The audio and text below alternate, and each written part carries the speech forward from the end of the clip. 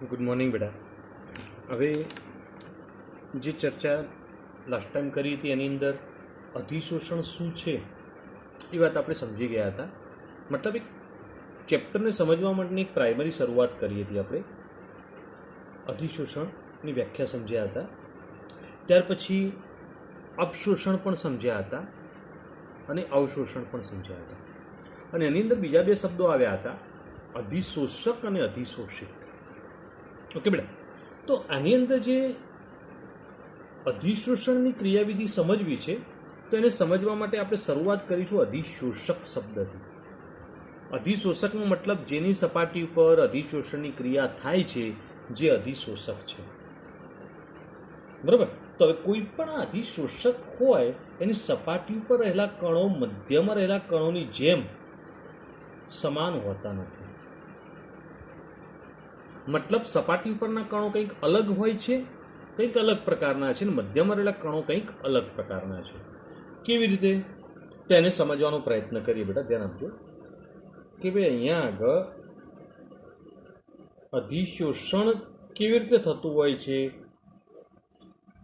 તો એ અધિશોષણને સમજવા માટે કોઈ પણ અધિશોષક લઈ લઈએ બેટા. હવે આવો એક અધિશોષક લઈ લીધો. સપાટી ઉપરના અણુઓ જે છે એ મધ્યમાં રહેલા અણુઓ કરતાં કંઈક અલગ હોય છે, એવું શબ્દ આપણે બોલો. કે પહેલા મધ્યના અણુની ચર્ચા કરી લઈએ. ચલો, મધ્યના અણુઓ કેવા હોય છે? તો ધારો કે મધ્યમાં અહીંયા આગળ આપણે આ અણુ લીધો. ઓકે, તો તમે જોશો કે ભાઈ એના જેવા જ બીજા 4 અણુ એના સંપર્કમાં છે. દેખાશે? ઓકે, અને 4 અણુ જ્યારે એના જેવા સંપર્કમાં હોય ત્યારે આ જે અણુઓ છે એનું 4 દિશાનું ખેંચતું બળ લાગતું હોવાના કારણે પરિણામી બળ નાબૂદ થઈ જાય. તમે જુઓ કે આ અણુ જે છે એને આ દિશામાં ખેંચતું બળ લાગશે, આ દિશામાં પણ ખેંચતું બળ લાગશે, આ દિશામાં પણ બળ લાગશે, ઉપર પણ લાગશે. મતલબ સામસામેનું બળ જે લાગે છે એના કારણે આ મધ્યમાં રહેલા અણુને પરિણામી બળ નાબૂદ થઈ જાય છે. ઓકે બેટા, તો અહીંયા આગળ મધ્યમાં રહેલા અણુ અથવા કણો જે છે એનું બધી જ દિશામાં બળ સમાન લાગે છે. પણ જ્યારે સપાટી ઉપરના અણુઓ ઉપર કોન્સન્ટ્રેટ કરવામાં આવે છે ત્યારે એવા અણુઓમાં શું થાય છે? તો સપાટી ઉપરના અણુઓ જે છે એની અંદર બધી જ દિશામાં એક સમાન પ્રકારનું બળ લાગતું નથી. વિચારો, ચલો સપાટી ઉપર ધારો કે આ એક અણુ લઈ લઈએ, તો એ તેની આજુબાજુ જુઓ 3 જ પ્રકારના અણુઓથી ઘેરાયેલો છે. એક આ અણુ, એક આ અણુ હશે ને એક અણુ. હવે નીચેના અણુ ન જુઓ બધા, અહીંયા જ જુઓ. મતલબ તમે કોઈ સપાટી ઉપર અણુ લીધેલા હોય તો સપાટી ઉપરના અણુઓ જે છે એ 3 અણુઓ દ્વારા ઘેરાયેલા હોય છે. દાખલા તરીકે સપાટી ઉપરનો અણુ આપણે આને લઈએ તો એની આજુબાજુમાં આ 2 કણો અને એક નીચેનો આ કણો એના એક્ઝેક્ટ સંપર્કમાં છે. ચલો, આ બોલ્યા ક્લિયર બેટા? તો એનો મતલબ શું થયો કે હવે અહીંયા આગળ આકર્ષણ બળ જો આ બાજુ લાગશે, આ બાજુ લાગશે, તો આ બંનેનું પરિણામી બળ નાબૂદ થઈ ગયું. પણ નીચેની દિશાનું જે ખેંચતું બળ લાગે એના સામે ઉપર કોઈ કણ નથી, અથવા અણુ નથી, અથવા પરમાણુ નથી. તેથી એ બહારની દિશાનું ખેંચતું બળ લાગતું નથી. જેના કારણે શું થતું હોય છે? સપાટી ઉપર અસંતુલન અથવા અવશેષિત બળો ઉત્પન્ન થાય છે. તો સપાટી ઉપરના બધા જણો મતલબ આ ખૂણાવાળો પણ આવી ગયો. ઓકે બેટા, તો અહીંયા આગળ એની અંદર શું થતું હોય છે? અસંતુલિત અથવા અવશેષી બળો ઉત્પન્ન થતા હોય. મતલબ કે સપાટી ઉપરના અણુમાં એક પ્રકારનું અસંતુલન ઉત્પન્ન થાય છે. કોનું? આકર્ષણ બળનું. તો ક્લિયર કરી શકો બેટા? તો અહીંયા આગળ એ વાત સમજાય, ધ્યાન આપો. આકર્ષણ બળ આ બાજુ લાગે છે, આ બાજુ પણ લાગે, નીચેની દિશામાં પણ લાગે. મતલબ 3 દિશાની અંદરનું આકર્ષણ બળ લાગે તો ઉપરની દિશાનું આકર્ષણ બળ લાગતું નથી. તેથી એની અંદર અસંતુલન ઉત્પન્ન થયું. આવું અસંતુલન ઉત્પન્ન થવાના કારણે સપાટી ઉપરના અણુ જે છે તેની ઉર્જા વધે છે. શું થાય બેટા? તો અહીંયા આગળ સપાટી ઉપરના અણુઓ જે છે એની ઉર્જા વધે છે. એક પ્રકારનું અસંતુલન ઉત્પન્ન કરે છે, જેના કારણે તણાવ ઉત્પન્ન થાય છે. ક્યાં આગળ? સપાટી ઉપર. તો સપાટી ઉપર એક પ્રકારનો તણાવ ઉત્પન્ન થાય છે અને આવો તણાવ ઉત્પન્ન થયેલી સપાટીના સંપર્કમાં બીજો કોઈ અણુ કે પરમાણુ આવી જાય એના સંપર્કમાં, તો આવા પરમાણુ કે અણુને પોતાની તરફ આકર્ષી અને પોતાની અંદર સમાઈ દે છે. મતલબ આવા અણુ અંદર દાખલ થઈ જાય છે. ઓકે બેટા, અને આ અણુ અંદર દાખલ થયા તો આ ઘટનાને અધિશોષણ કહે છે. તો કઈ ઘટના બની ગઈ? અધિશોષણ. ઓકે બેટા, તો અહીંયા આગળ અધિશોષણની ઘટના શું થઈ, કયા પ્રકારની થઈ, તો એ સમજવા માટે આખી ચર્ચા આપણે કરી. આનો મતલબ એવો થયો કે આપેલ તાપમાનને દબાણે એકમ દળના અધિશોષકની પૃષ્ઠ સપાટીનું ક્ષેત્રફળ વધે તો અધિશોષણ વધે. સીધી વાત છે કે ભાઈ અધિશોષણ કોના કારણે થયું? સપાટીના કારણે જ થયું. અને સપાટીનું ક્ષેત્રફળ વધે તો અધિશોષણ વધે છે. કાલ વાત સમજાવી હતી, ખ્યાલ છે બેટા? કે ભાઈ આપણે એક આખો ટુકડો લઈએ, એના કરતાં એના વચ્ચેથી આવી રીતે ભાગ પાડી દઈએ, તો જ્યાં જ્યાંથી ભાગ પડ્યા હોય ત્યાંથી શું થશે? તો ત્યાં આગળ એટલી સપાટીનું ક્ષેત્રફળ વધશે. સપાટીનું ક્ષેત્રફળ વધે તો અધિશોષણ વધે. કમ્પ્લીટ બેટા? તો અહીંયા આગળ અધિશોષણ વધવા માટે અહીંયા આગળ એક આ પરિબળ અસર કરે છે. મતલબ અધિશોષણ શું છે એને સમજી ગયા. કેવી રીતે થાય છે, એની ક્રિયાવિધિ કેવી છે, એની ક્રિયાવિધિ પણ આપણે સમજવાનો પ્રયત્ન કરીએ. ઓકે બેટા, હવે અધિશોષણની આ ક્રિયા થતી હોય તો એના માટે બીજું એક અગત્યનું પરિબળ છે અધિશોષણ માટેની ઉષ્મા, ઉર્જા. બરાબર? તો હવે ધ્યાન આપો કે અહીંયા આગળ અધિશોષણ ન થયું હોય ત્યારે સપાટી ઉપરની ઉર્જા વધી. આપણે બોલે ને, તો મતલબ કે ઉર્જા પણ અસર કરે છે. સપાટી ઉપરના અણુની ઉર્જા વધી જાય છે, પણ જ્યારે આવો કોઈ અણુ અંદર અધિશોષણ પામે છે ત્યારે એ પરિસ્થિતિની અંદર જે ઉર્જા વધી હતી એ ઉર્જા ફરીથી પાછી ઘટે છે. પણ ક્યારે? અધિશોષણ થાય તેના પછી. બરાબર? તો અધિશોષણ થાય એના પછી તો આગળ શું થશે બેટા? તો ઉર્જા ઘટી જાય છે. હવે ઉર્જા ઘટે તો સપાટી પર અવશેષી બળો જે લાગતા હતા એ પણ ઘટી જશે. તો એના કારણે ઉર્જા ઘટી ગઈ. હવે આ ઉર્જા ઘટી કેવી રીતે બેટા?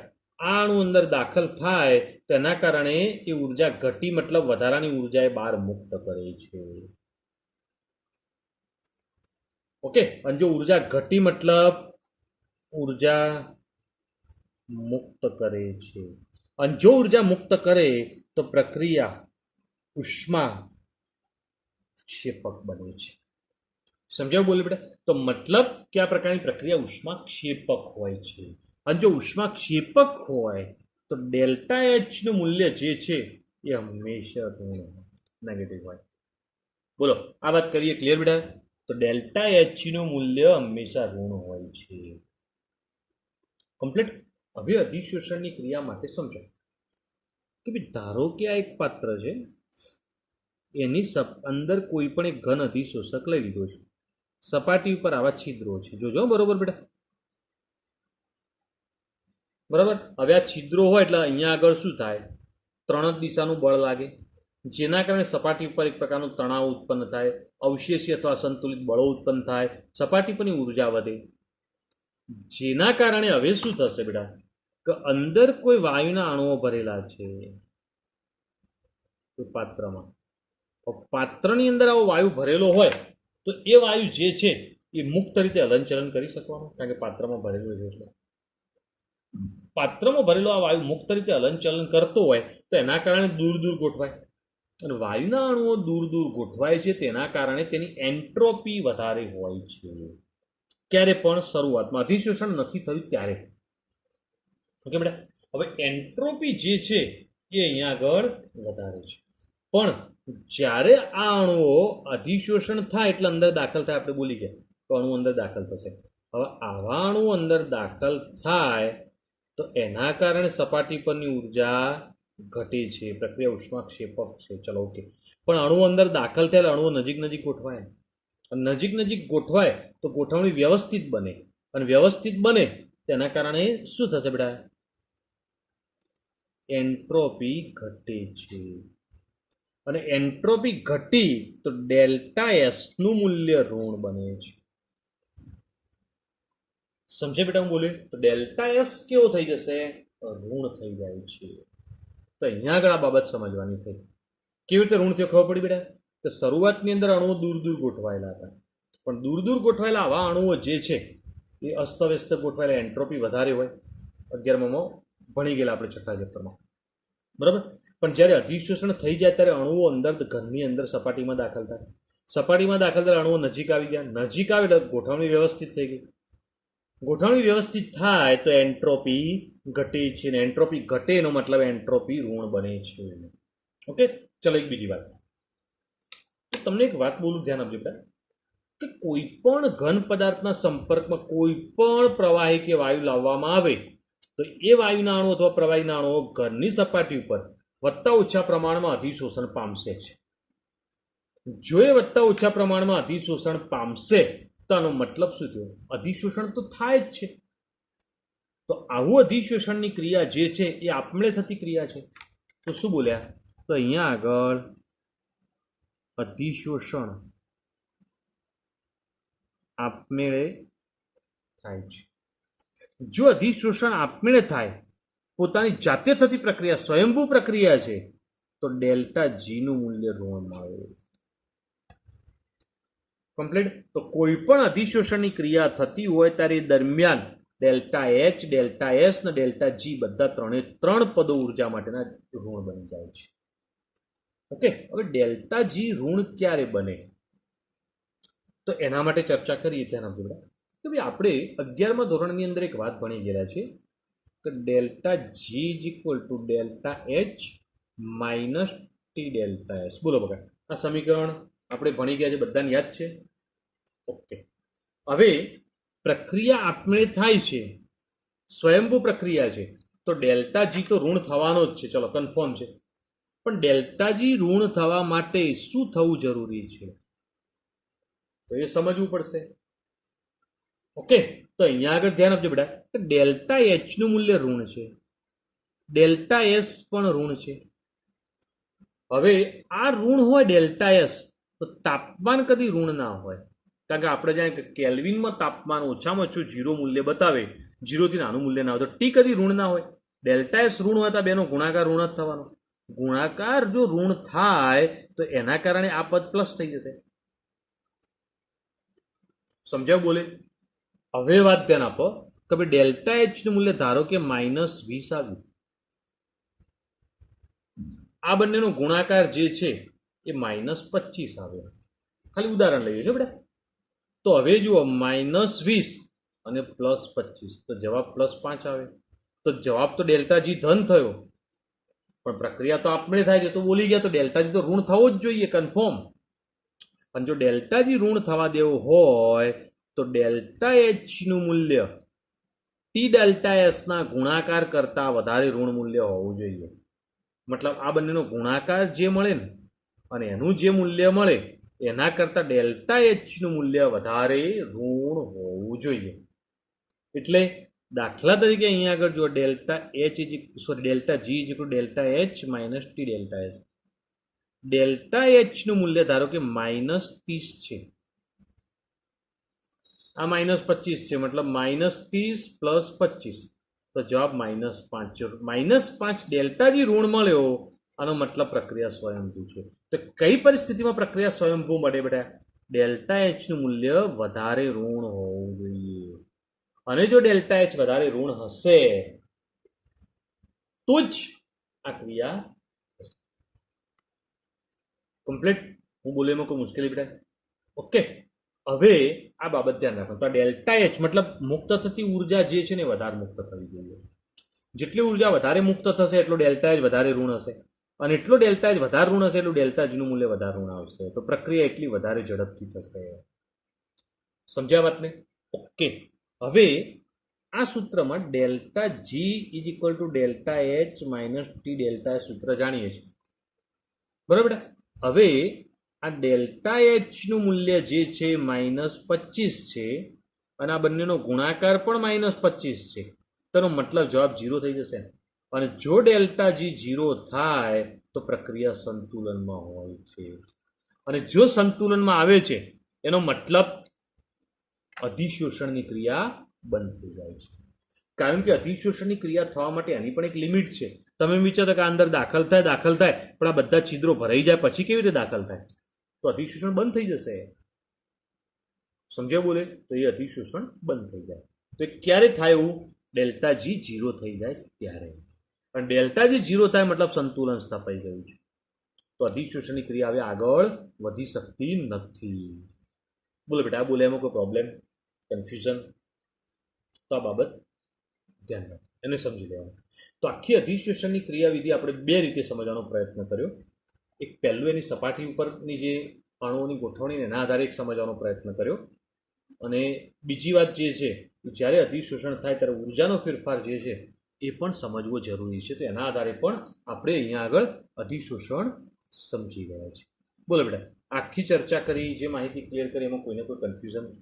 તો ધ્યાન રાખજો, સમજજો. હવે અધિશોષણ માટે થોડી ચર્ચા આગળ વધારીશું બેટા. તો ભાઈ અધિશોષણની ચર્ચા આગળ વધારી તો અધિશોષણના બે ભાગ પાડીએ. અને બે ભાગ કેવા છે, કયા પ્રકારના, તો સમજવાનો પ્રયત્ન કરીશું અને ક્લિયર કરીશું. ધ્યાન આપજો બેટા. અધિશોષણની જે ચર્ચા અત્યાર સુધીમાં આપણે કરી છે એની અંદર થોડી ચર્ચા આગળ વધારીએ અને સમજવાનો પ્રયત્ન કરીએ. તો ધ્યાન આપજો કે ભાઈ અધિશોષણની અંદર બે ભાગ પડશે. અધિશોષણના બે ભાગ પડે, જેમાં ભૌતિક અધિશોષણ અને રાસાયણિક અધિશોષણ તરીકે આપણે એના બે ભાગ વિચારીશું. ભૌતિક અને રાસાયણિક અધિશોષણ તરીકે બે ભાગ વિચારીએ છીએ. તો જેમાં ભૌતિક અધિશોષણ એટલે ફિઝિસોપ્શન, ફિઝિક્સોપ્શન, અને રાસાયણિક અધિશોષણ કેમિસોપ્શન તરીકે એને ઓળખવામાં આવે છે. હવે ફિઝિસોપ્શન અને કેમિસોપ્શન આ બંને અધિશોષણના જે ભાગ પાડે આપણે, એ આપણે અહીંયા આગળ કેવી રીતે અભ્યાસ કરીશું બેટા? તો એનો જે અભ્યાસ છે એ આપણે અહીંયા આગળ તફાવત સ્વરૂપે ક્લિયર કરીશું. અને જો તફાવત સ્વરૂપે ક્લિયર કરીએ છીએ તો એની અંદર આપણે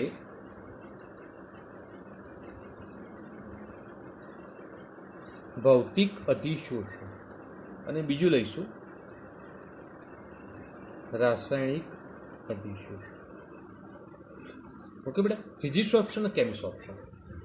ભૌતિક અધિશોષણ, રાસાયણિક અધિશોષણના તફાવતની અંદર એક એક સ્ટેપ ક્લિયર કરતા જઈએ. ધ્યાન આપજો, આમ સરળ છે પણ ઇન્ટરેસ્ટિંગ પણ છે. ચલો, પહેલો મુદ્દો, ભૌતિક અધિશોષણ જ્યારે પણ થાય ત્યારે એમાં ફક્ત વાંડરવાલ્સ પ્રકારના આકર્ષણ બળ ઉત્પન્ન થાય છે. મતલબ એક પાત્ર તમે લીધેલું હોય અને એની અંદર આ કોઈ ઘન અધિશોષક લીધો હોય, એની સપાટી પર છિદ્રો છે. ઓકે, અને એની અંદર કોઈ વાયુ લીધેલો છે.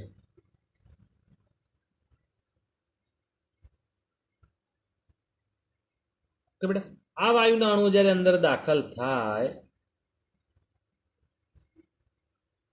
ત્યારે શું થશે? તો આ ઘન પદાર્થ જે છે એ અને વાયુ આ બંને વચ્ચે વાંડરવાલ્સ પ્રકારનું આકર્ષણ બળ લાગે છે. કયું આકર્ષણ બળ લાગશે બેટા? વાંડરવાલ્સ પ્રકારનું આકર્ષણ બળ લાગે છે. ઓકે, તો વાંડરવાલ્સ પ્રકારનું ફક્ત આકર્ષણ બળ લાગતું તો ભૌતિક અધિશોષણ થયું કહેવાય. બરાબર. પણ રાસાયણિક અધિશોષણની અંદર તો એ વાત વિચારીએ તો ભાઈ રાસાયણિક અધિશોષણમાં શું થશે? તો ધારો કે તમે કોઈ ઘન સપાટી લીધી, ઘન પદાર્થ લીધો, એની સપાટી ઉપર છિદ્રો છે. જ્યારે કોઈ પદાર્થ આ છિદ્રમાં દાખલ થાય ત્યારે તે ઘન પદાર્થ સાથે રાસાયણિક બંધથી જોડાય છે. શું થઈ જાય બેટા? તો રાસાયણિક બંધ. ધારો કે અહીંયા આગળ વિચારો કે આ છિદ્ર છે, એ છિદ્રની અંદર આ અણુ દાખલ થયો. તો અણુ જ્યારે દાખલ થાય ત્યારે એ અહીંયા આગળ રાસાયણિક બંધથી જોડાઈ જાય છે. મતલબ એક પ્રકારનું પ્રબળ બંધ બની જાય. સહસંયોજક બંધ કે એવા બંધ બની જાય. તો જો સહસંયોજક બંધ બને તો પ્રબળ બંધ છે. આ તો વાંડરવાલ્સ આકર્ષણ બળ જ છે. આમાં પ્રબળ આકર્ષણ બળ મતલબ રાસાયણિક બંધ છે.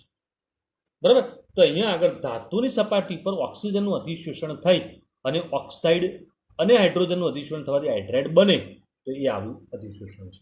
ધારો કે આ ધાતુ છે, એની સપાટી પર કોઈ ઓક્સિજન દાખલ થાય તો ઓક્સિજન ધાતુ સાથે રાસાયણિક બંધથી જોડાઈ જશે.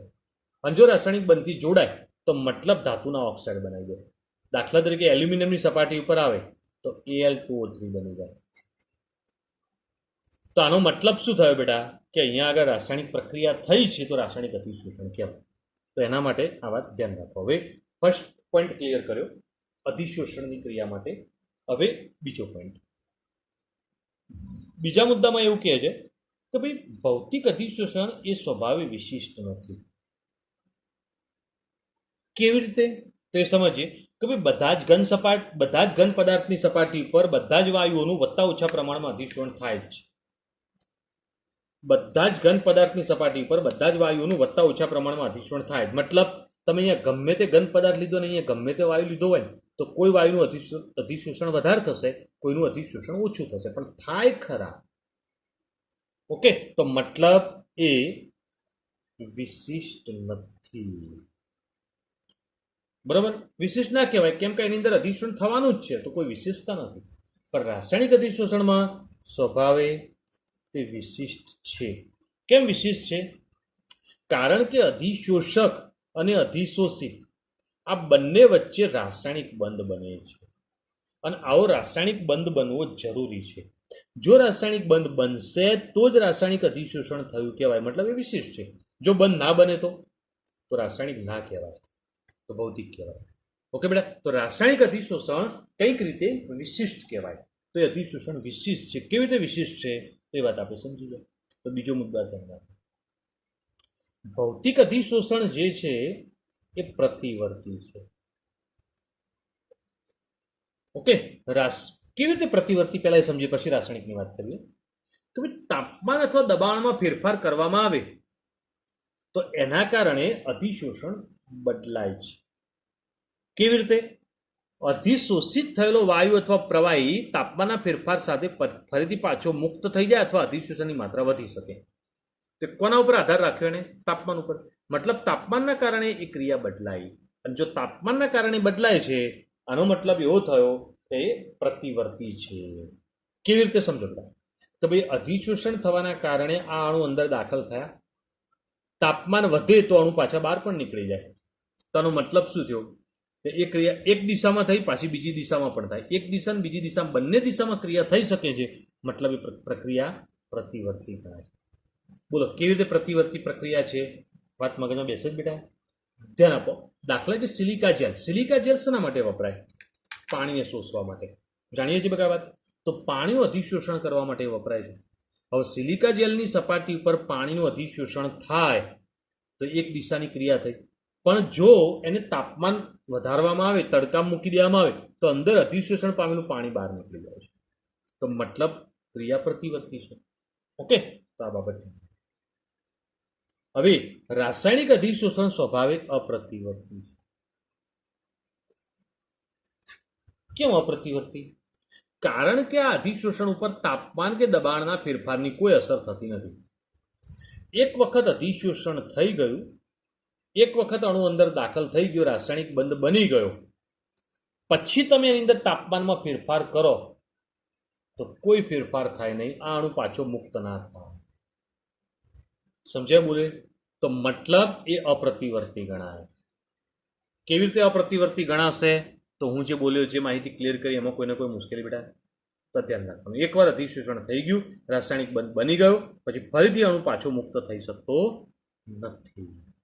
તો મતલબ એ ક્રિયા અપ્રતિવર્તી તરીકે આપણે ઓળખી શકીએ છીએ. તો આ બાબત એક ધ્યાનમાં રાખો. હવે 3 મુદ્દા ક્લિયર થાય. ચોથો મુદ્દો જોઈએ. તો ભૌતિક અધિશોષણ એ વાયુના સ્વભાવ ઉપર આધાર રાખે છે. તો અહીંયા આગળ કોના ઉપર આધાર રાખે? વાયુના સ્વભાવ ઉપર આધાર રાખે છે. કેવી રીતે? તો ધ્યાન આપજો. જે વાયુઓનું પ્રવાહીકરણ સહેલાઈથી કરી શકાતું હોય તે વાયુઓનું અધિશોષણ વધુ માત્રામાં થાય છે. મતલબ તે ક્રાંતિક તાપમાન ઉપર આધાર રાખે છે. જેનું ક્રાંતિક તાપમાન વધુ તેનું અધિશોષણ વધુ. સમજાય બોલે બેટા? તો ધ્યાન આપો હવે કે ભાઈ SO2 વાયુ માટેનું ક્રાંતિક તાપમાન 630 કેલ્વિન છે.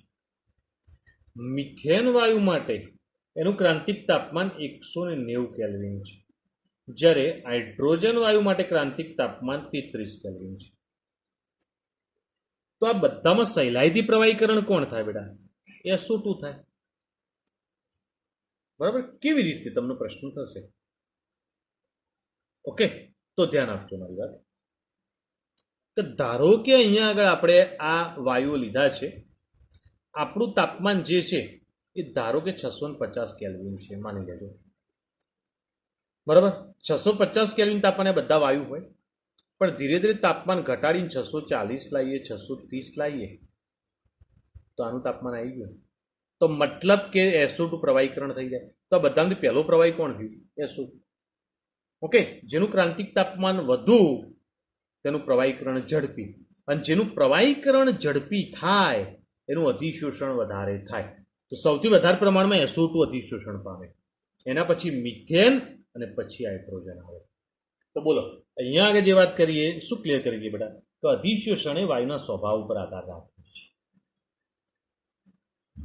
બરોબર? તો વાક્ય રચના ફરીથી પર સમજવી તો રિપીટ કરી દેજો, પણ બરોબર ધ્યાન આપજો બેટા. જ્યારે આની અંદર શું છે, તે વાયુના સ્વભાવ ઉપર આધારિત નથી.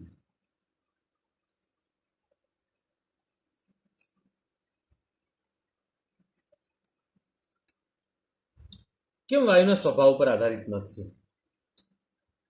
તો કેમ? કારણ કે અધિશોષણ જ્યારે થાય ત્યારે અધિશોષક અને અધિશોષિત આ બંને વચ્ચે રાસાયણિક બંધ બનવો જોઈએ. જો રાસાયણિક બંધ બનશે તો જ આવું થશે. તો પછી એનો મતલબ કોઈનું ક્રાંતિક તાપમાન વધારે છે ઓછું છે તો પોઈન્ટ અહીંયા આવતો જ નથી. કેમ ના આવે? વાત શું આવે? રાસાયણિક બંધ બનવાની જરૂરિયાત છે. રાસાયણિક બંધ બને તો અધિશોષણ થાય, રાસાયણિક બંધ ન બને તો અધિશોષણ ના થાય. સીધી વાત છે. તો વિચારો બેટા કે દાખલા તરીકે અહીંયા આગળ સોડિયમ ધાતુ છે, સમજો સોડિયમ. આ સોડિયમ સાથે તમે પ્રક્રિયા કરવા જાઓ મિથેનની અને ઓક્સિજનની, તો તમે ધ્યાન આપજો બેટા, આનું ક્રાંતિક તાપમાન, આનું ક્રાંતિક, અથવા હાઇડ્રોજન લઈ લો, ચલો હાઇડ્રોજન લઈ લો. આનું ક્રાંતિક તાપમાન કેવું છે? તો 190 કેલ્વિન, અને આનું ક્રાંતિક તાપમાન 33 કેલ્વિન. ઓકે, તો બેમાંથી કોનું અધિશોષણ ઝડપી થવું જોઈએ? ખરેખર તો આનું જલ્દી થવું જોઈએ ને, પણ એવું નથી થતું, આનું જલ્દી થાય છે. સોડિયમ સાથે જલ્દી પ્રક્રિયા એ કરે છે, અને હાઇડ્રોજન સોડિયમ ઉપર જલ્દી શોષાશે, જલ્દી પ્રક્રિયા કરશે. કેમ? કારણ કે મિથેન સોડિયમ સાથે રાસાયણિક બંધ નથી બનાવતો, હાઇડ્રોજન રાસાયણિક બંધ બનાવે છે, અને જેના કારણે રાસાયણિક બંધ બનવો જરૂરી છે, તો જે પ્રક્રિયા શક્ય છે. બોલો બેટા, આખી વાત કરીમાં કોઈ મુશ્કેલી, કન્ફ્યુઝન? તો આ પોઈન્ટ ધ્યાનમાં રાખજો અને સમજજો. તો ચોથો મુદ્દો પણ ઇન્ટરેસ્ટિંગ છે, સમજવાનો છે. ઓકે બેટા, હવે પાંચમો મુદ્દો આગળ વધારીએ અને સમજીએ.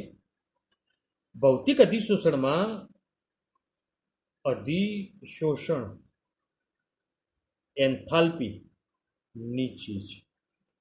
તો મતલબ કે તેનું મૂલ્ય 20 થી 40 કિલો જૂલ મોલ ઇન્વર્સની આસપાસ છે.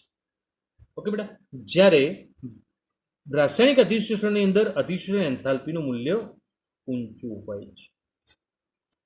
તો એની અંદર મૂલ્ય કેટલું છે? તો 80 થી 240 કિલો જૂલ મોલ ઇન્વર્સ છે.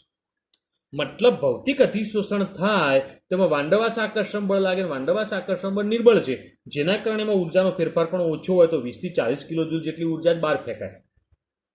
ઓકે બેટા, પણ રાસાયણિક અધિશોષણમાં રાસાયણિક બંધ બને, અને રાસાયણિક બંધ બને તો ઉર્જાનો ફેરફાર મોટો થાય, તો 80 થી 240 કિલો જૂલ જેટલી વધારે ઉર્જા તે મુક્ત કરે છે.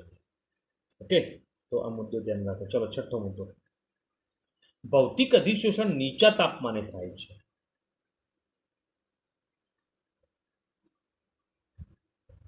પણ તાપમાન વધે તો અતિશોષણ ઘટે.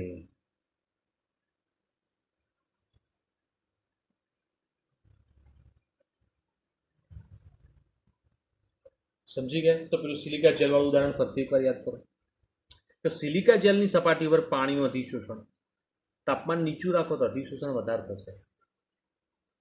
પણ જો એ જ પ્રક્રિયા માટે આપણે તડકામાં સિલિકા જેલ મૂકી દઈએ તો તાપમાન વધે તો અધિશોષણ ઘટી જાય, અંદરનું પાણી બહાર નીકળી જાય. ઓકે બેટા, તો અહીંયા આગળ આ ક્રિયા આપણે સમજી ગયા અને ક્લિયર કરી ગયા. તો ધ્યાન રાખજો અને સમજી લેજો. કોઈને કોઈ મુશ્કેલી બેટા? તો આ પોઈન્ટ એક મગજમાં રાખજો કે ભાઈ એક આ ક્રિયા પણ થતી હોય છે. જ્યારે રાસાયણિક અધિશોષણ ઊંચા તાપમાને પરિણમે છે. પણ પછી તાપમાનના ફેરફારની અસર થતી નથી. એટલે શું બેટા સમજો કે ભાઈ પ્રક્રિયા જ ઊંચા તાપમાને પરિણમે છે. તાપમાન ઊંચું હોય તો જ થાય. કેમ? કારણ કે રાસાયણિક બંધ બનાવવાનો છે. રાસાયણિક બંધ ક્યારે બને? ઊંચા તાપમાને પ્રક્રિયા થાય તો જ. ઓકે બેટા, તો ઊંચા તાપમાને પરિણમે છે. અને એકવાર રાસાયણિક બંધ બની ગયો પછી તમે તાપમાનનો ફેરફાર કરો, કોઈ અસર ના થાય. પછી જોડાયેલો બંધ તૂટી ના જાય. તો મતલબ પછીથી તેના ઉપર તાપમાનની અસર થતી નથી. પણ તમે વધારે તાપમાન ઊંચું લઈ જાઓ ને, વધારે ઊંચું તાપમાન, તો વધારે ઊંચા તાપમાને પાછું અધિશોષણ વધે છે. કેમ વધે? કારણ કે વધારે ઊંચા તાપમાને વધારે નવા નવા બંધ બનતા જાય, અને વધારે નવા નવા બંધ બને તો અધિશોષણની માત્રા પાછી વધી જશે. પણ થોડો તાપમાનનો ફેરફાર કરીએ તો કોઈ મોટો ફેરફાર ના આવે. ઓકે, પણ વધારે તાપમાનમાં ફેરફાર કરીએ તો ફેરફાર આવશે. ચલો ઓકે. હવે ભૌતિક અધિશોષણ માટે ખાસ કે સક્રિયકરણ ઉર્જાની જરૂર પડતી નથી. કેમ ખાસ સક્રિયકરણ ઉર્જાની જરૂર પડતી નથી? તો અહીંયા આગળ વિચારીએ બેટા. સક્રિયકરણ ઉર્જાની જરૂર નથી. કેમ નથી? કારણ કે આપણે એક વાક્ય બોલ્યા હતા બેટા, બધા જ ઘન પદાર્થની સપાટી પર બધા જ વાયુઓનું વધતા ઓછા પ્રમાણમાં અધિશોષણ થાય છે. અને જો બધા જ ઘનની સપાટી પર બધા જ વાયુઓનું અધિશોષણ વધારે ઓછા પ્રમાણમાં થતું હોય તો પછી સક્રિય થવાની કોઈ જરૂર જ નથી. ઓલરેડી અધિશોષણ થઈ જ જાય છે, જેના કારણે સક્રિયકરણ ઉર્જાની જરૂર નથી. બરાબર. પરંતુ રાસાયણિક અધિશોષણ થવા માટે ઊંચી સક્રિયકરણ ઉર્જાની જરૂર પડે છે. કેમ બેટા? કારણ કે રાસાયણિક બંધ બનાવવો છે. રાસાયણિક બંધ બનાવવો હોય તો વધારે સક્રિય થવા માટે વધારે ઉર્જાની જરૂર પડે છે, અને જેના કારણે આપણે શું કહીશું? ઊંચી સક્રિયકરણ ઉર્જાની જરૂર પડશે. ઓકે. હવે એના પછી 8મો પોઈન્ટ, સપાટીનું ક્ષેત્રફળ વધે તો વધે છે. મતલબ ભૌતિક અધિશોષણ, સપાટીનું ક્ષેત્રફળ વધી જાય તો વધી જાય. બરાબર. જ્યારે રાસાયણિક અધિશોષણમાં પણ સપાટીના ક્ષેત્રફળને વધારવામાં આવે તો તેમાં પણ વધારો થઈ શકે છે. તો અહીંયા આગળ આ મુદ્દો જે છે કેવો બેટા? અહીંયા આગળ તફાવત સ્વરૂપે લીધો, પણ એ મુદ્દો એવો છે કે જેની અંદર બંનેમાં સમાનતા જોવા મળે છે. તો આપણે લઈ શકીએ છીએ. આપણે ખાલી બંનેમાં ભેદ સમજવાનો પ્રયત્ન કરીએ છીએ. કેટલીક બાબત સમાન પણ હોઈ શકે છે. ઓકે. અને એક બીજો મુદ્દો લઈએ 9મો, કે ઊંચા દબાણે અધિશોષકની સપાટી ઉપર બહુઆણ્વીય સ્તર રચાય છે. ઊંચા દબાણે અધિશોષકની સપાટી ઉપર બહુઆણ્વીય સ્તર રચાય છે. મતલબ ઘણા બધા અણુઓનું સ્તર રચાશે. દબાણ વધે તેમ આવું બને. કેવી રીતે બનશે? તો સમજાવો બેટા, આખી વાત ધ્યાન આપજો. ધારો કે આપણે કોઈ ઘન અધિશોષક લઈ લીધો, એની સપાટી ઉપર આ છિદ્રો છે. ધ્યાન આપજો. હવે આવા છિદ્રો અંદર હોય ને, હજુ પણ અંદર હોય. છિદ્રો તો બધે હોવાના છે. ઓકે બેટા. હવે જ્યારે એની અંદર વાયુ દાખલ થાય ત્યારે ધારો કે અહીંયા આગળ દાખલ થયો, હવે 12 વાયુના અણુઓ છે. સમજો બરોબર. જ્યારે અહીંથી દબાણ આપવામાં આવ્યું, દબાણ વધ્યું, તો આ અણુઓ જે છે એને ધક્કો લગાવવાના. કોને? અંદરના અણુઓને. અને અંદરના અણુ ધક્કો લગાવે તો આ અણુ એને ધક્કો લગાવશે તો અંદરનો અણુ ધક્કો લગાવશે એટલે અંદર જશે. જો આ અણુ અંદર જાય તો બહારનો અણુ અંદર દાખલ થઈ જાય. ફરીથી આ બીજા નંબરનો અણુ છે આને ધક્કો લગાવશે તો પાછો અંદર જશે તો હજી પણ અણુ અંદર દાખલ થશે. તો અહીંયા આગળ બીજા અણુ અર્થે અંદર દાખલ થાય. પણ આવું ક્યારે બને? દબાણ વધતા વધે. અને જેના કારણે તમે જુઓ ઘણા બધા અણુનું સ્તર બની ગયું. ઓકે બેટા. 1 2 3 4 5 આવા ઘણા બધા અણુનું સ્તર બને. મતલબ કે બહુઆણ્વીય સ્તર રચાય છે. ઓકે. જ્યારે રાસાયણિક અધિશોષણની અંદર એક આણ્વીય સ્તર રચાય છે. એક જ અણુનું સ્તર રચાય. કેમ એવું બેટા? તો ધ્યાન આપજો, સમજજો. રાસાયણિક અધિશોષણ માટે પણ અહીંયા આગળ ધારો કે છિદ્રો છે. ઓકે, હવે અહીંયા સપાટી ઉપર વાયુના અણુઓ છે. હવે રાસાયણિક અધિશોષણ થાય ત્યારે અણુ અંદર દાખલ થયો. આપણે બોલી કે બેટા રાસાયણિક અધિશોષણ થાય ત્યારે અંદર દાખલ થાય ત્યારે અહીંયા આગળ રાસાયણિક બંધ બનાવે. બન્યો રાસાયણિક બંધ. હવે એક વખત રાસાયણિક બંધ અહીંયા આગળ બની ગયો. હવે આ અણુ જે છે બહારથી તમે દબાણ લગાવો તો આ અણુને ધક્કો લગાવે પણ આ બંધ તૂટે ના તૂટે. અહીંયા આગળ કેમ ધક્કો લાગવાથી આ અણુ અંદર જઈ શકતો હતો? કારણ કે આમાં કયું આકર્ષણ બળ હતું? વાંડરવાસ આકર્ષણ બળ હતું. અને વાંડરવાસ આકર્ષણ બળ સૌથી નિર્બળ છે. વિક્ષેપિત બળો અથવા લંડન બળો લાગે છે. અને જો આ વિક્ષેપિત બળો અથવા લંડન બળો લાગે સૌથી નિર્બળ આકર્ષણ બળ કહેવાય. તેના કારણે જેમ દબાણ વધે તેમ ધક્કો લાગતા અણુઓ અંદર દાખલ થવા લાગે છે, જેના કારણે વધુ સ્તર બને. પણ અહીંયા તો રાસાયણિક બંધ બની ગયો છે. અને રાસાયણિક બંધ બન્યો એટલે અહીંયા આગળ તમે દબાણ આપો તો પણ આ બંધ તૂટતો નથી, તૂટે નહીં. તો એના કારણે શું થશે બેટા? તો અણુઓ અંદર દાખલ થઈ શકતા નથી. તો આ અણુ હવે ખસીને અહીંયા નહીં આવી શકે. કેમ? તો રાસાયણિક બંધ મજબૂતાઈથી બનેલો છે. અને મજબૂતાઈથી તો પ્રબળતાથી આવો બનેલો બંધ જે છે એ તો નથી, જેના કારણે આગળ ક્રિયા શક્ય બનતી નથી. બરાબર? તો આપણે આ વાત ક્લિયર કરી શકીએ છીએ. આ બાબત ધ્યાન રાખવાનું. બોલો બેટા, ભૌતિક અધિશોષણ અને રાસાયણિક અધિશોષણના જે તફાવતની વાત કરીએ કમ્પ્લીટ છે. આ તફાવતની અંદર આપણે સમજીએ કે ભાઈ ભૌતિક અધિશોષણ એટલે શું થશે. મોટાભાગના ઘન પદાર્થની સપાટી પર વાયુનું થતું અધિશોષણ, બરાબર. સિલિકા જેલ ઉપર પાણીનું અધિશોષણ, એ બધા ભૌતિક અધિશોષણ છે. રાસાયણિક અધિશોષણની અંદર આપણે શું લઈ શકીએ બેટા? કે ધાતુની સપાટી પર ઓક્સિજનનું અધિશોષણ. ઓકે, તો આ પણ એક અધિશોષણ આપણે દર્શાવી શકીએ છીએ. ધ્યાન રાખજો.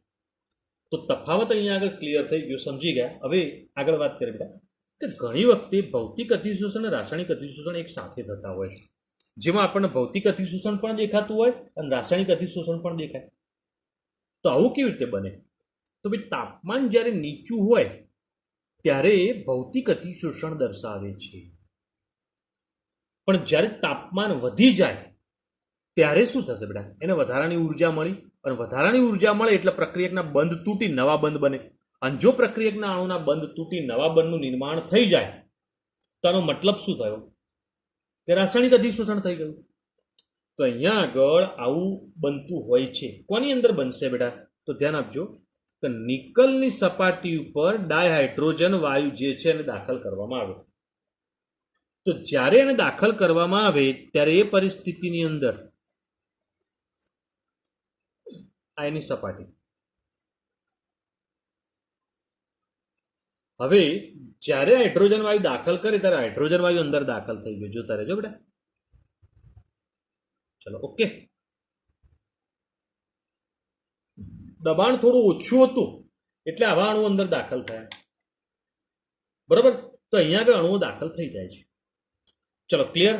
હવે આગળ શું થશે બેટા? કે ભાઈ જ્યારે આ પરિસ્થિતિની અંદર આપણે શું કરીએ? તાપમાન વધારી દઈએ. નીચા તાપમાને આવું થયું, બરાબર. પણ જ્યારે તાપમાન વધારી દેવામાં આવે છે ત્યારે એ પરિસ્થિતિની અંદર હાઇડ્રોજન અણુઓ તાપમાન વધતા પરમાણુમાં વિયોજિત થઈ જાય છે. મતલબ આ એક છિદ્ર લઉં છું, ધ્યાન આપજો. આનું એક છિદ્ર, એમાં શું દાખલ થયું છે? H2. હવે જ્યારે H2 હોય એટલે H અને H વચ્ચે બંધ બનેલો હોય, પણ તાપમાન વધે તો નીચા તાપમાને તો H2 જ રહેશે.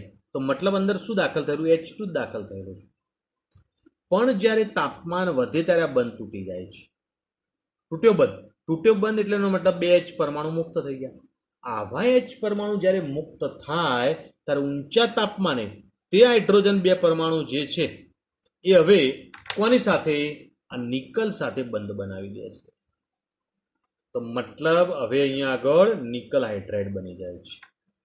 બોલ, આ વાત કરીમાં કોઈ મુશ્કેલી બેટા? તો ઊંચા તાપમાને હવે રાસાયણિક બંધ બની ગયો અને અધિશોષણ થયું. મતલબ આ અધિશોષણ કયું થઈ ગયું કહેવાય? રાસાયણિક અધિશોષણ થયું.